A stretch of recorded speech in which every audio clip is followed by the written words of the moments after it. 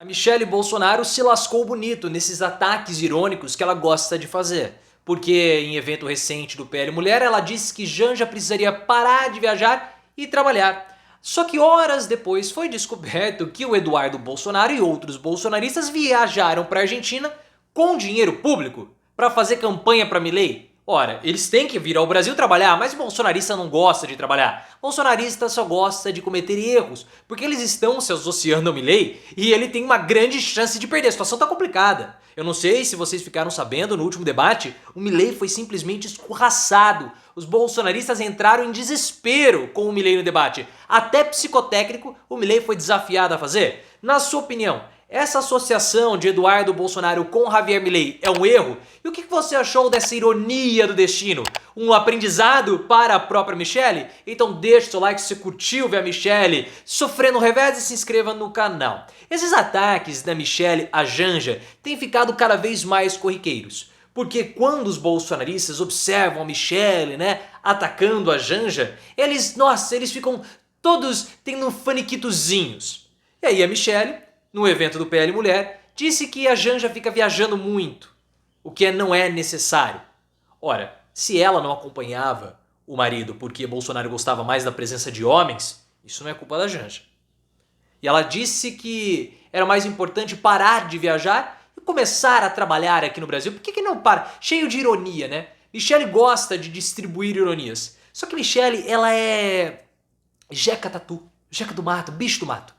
Ela não sabe como fazer uma ironia fina. Ela faz uma ironia agressiva, ela não tem essa capacidade. A ironia dela demonstra fraqueza. A ironia de Michelle demonstra agressividade.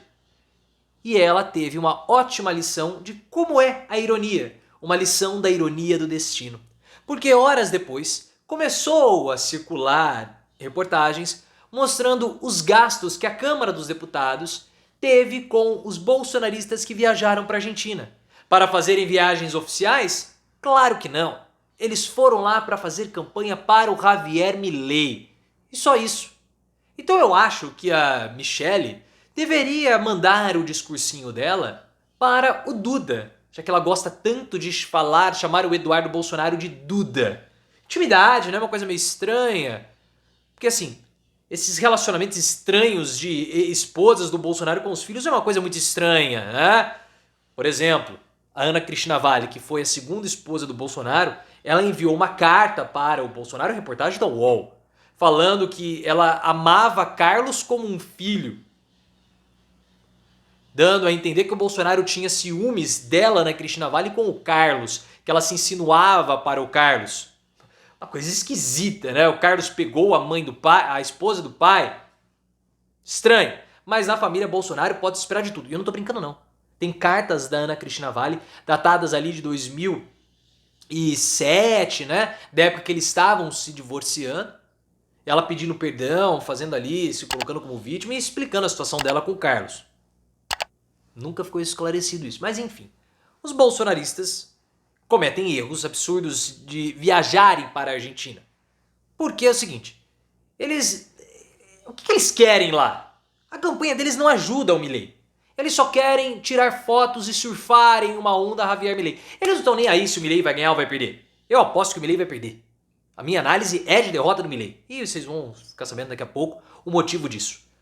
Só que o Milei, ele não é ajudado pelos bolsonaristas, porque o apoio do bolsonarismo tira votos no Milei. Então eles querem surfar uma onda que eles próprios atrapalham. Porque a extrema-direita na Argentina não é movida pelas mesmas pautas, pelas mesmas bandeiras, pelos mesmos motivos da extrema-direita aqui. Eles querem emplacar na Argentina um discurso moral, mas a pauta moral cola com a extrema-direita no Brasil. O que cola na extrema-direita argentina é o extremismo econômico. É falar que vai fechar o Banco Central, vai cortar relações com China, com o Brasil. Esse tipo de assunto, esse tipo de pauta, de discurso que cola lá. É uma tolice o que os bolsonaristas fazem.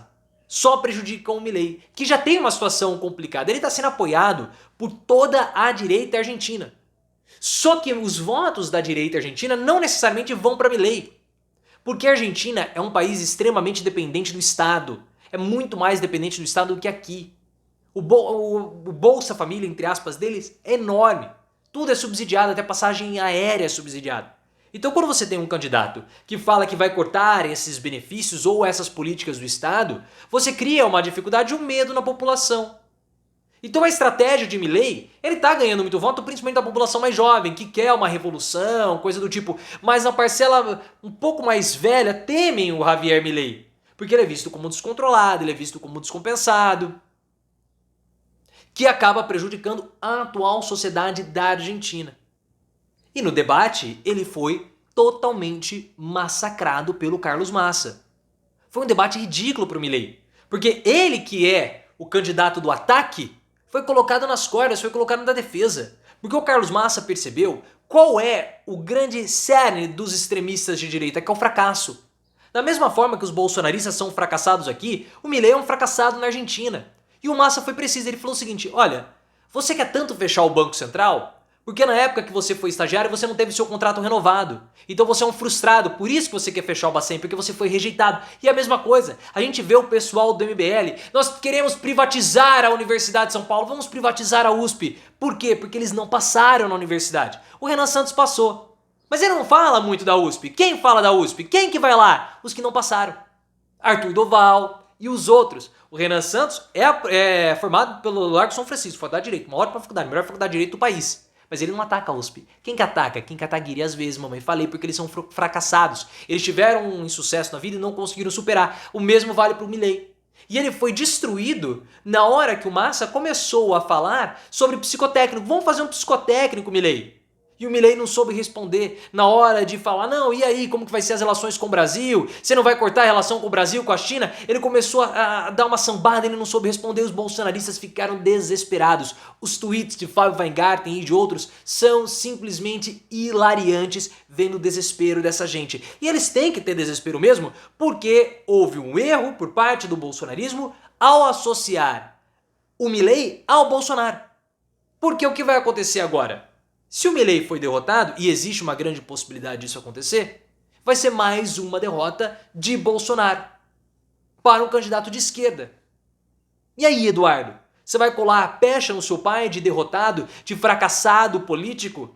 É uma insensatez isso. O Eduardo Bolsonaro comete um erro estratégico. Como é agora falar de estratégia com o Eduardo Bananinha?